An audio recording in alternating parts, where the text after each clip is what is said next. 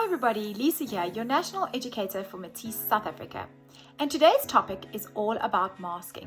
So what is the benefits of masking? Why do we mask? And what does Matisse have in order to treat the skin?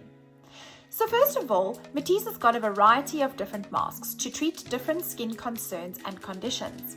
We are very pro multi-masking, which means that you can treat all the different areas on your face at the same time with different masks for different concerns. So for example, you could treat your oiliness and your congested skin with a clay mask that you can apply to your T-panel. You could also try one of our hyaluronic performance masks or our youth hydrating mask for dehydration. This could be either on the forehead or on the cheeks. Soon to be launching is a Sensi melting mask, which would treat your red and your reactive skins, your sensitive skins in other words.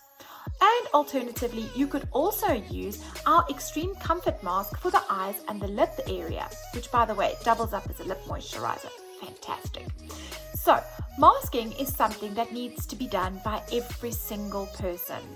Besides giving you that relaxation and that comfort of feeling that you're in a spa while you actually are at home, it is also exceptionally important to improve the skin conditions on the skin.